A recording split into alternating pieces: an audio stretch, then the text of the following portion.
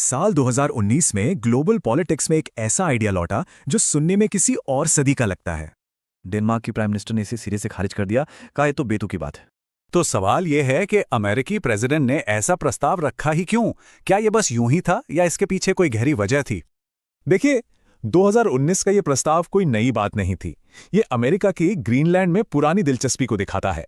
Greenland की असली कीमत उसकी जमीन नहीं, बल्कि उसकी लोकेशन है। वो एक ग्लोबल चौराहे पर जो बैठा है।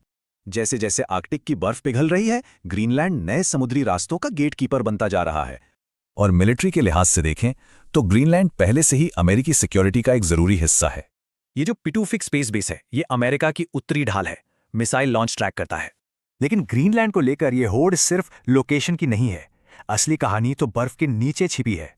अमेरिका का मकसद है चीन जैसे कॉम्पिटिटर्स को रोकना, जो खुद को नियर आर्कटिक स्टेट कहता है। पिघलती बर्फ से बेशकीमती खजाने बाहर आ रहे हैं, रेयर अर्थ एलिमेंट्स, यूरेनियम और भी बहुत कुछ। इन रिसोर्सेज पे कंट्रोल का मतलब है अपनी सप्लाई चेन को सिक्योर करना और चीन की मोनोपोली को तोड़ना। तो अगर ये डील इतनी जरूरी थी तो हुई क्यों नहीं? क्योंकि 21वीं सदी में ये पॉलिटिकली नामुमकिन था। डेनमार्क और खासकर ग्रीनलैंड के लोगों ने इसे एक जियोपॉलिटिकल सौदेबाजी का हिस्सा बनने से साफ इनकार कर दिया। लेकिन मजे की बात देखिए, इस फेल हुए प्रपोजल ने भी अमेरिका के मकसद को तेजी दे दी। बिना खरीदे ही अमेरिका ने वहां अपना कॉन्सुलेट खोला और इन्वेस्टमेंट बढ़ाकर अपना असर मजबूत कर लिया। तो बात यह है कि प्रस्ताव रखने का तरीका बहुत ब्लंट था, एकदम बिजनेस डील जैसा। लेकिन उसके पीछे की स्ट्रैटेजिक सोच असली थी, जो अमेरिका की जियोपॉलिटिकल टेंशन से निकली थी।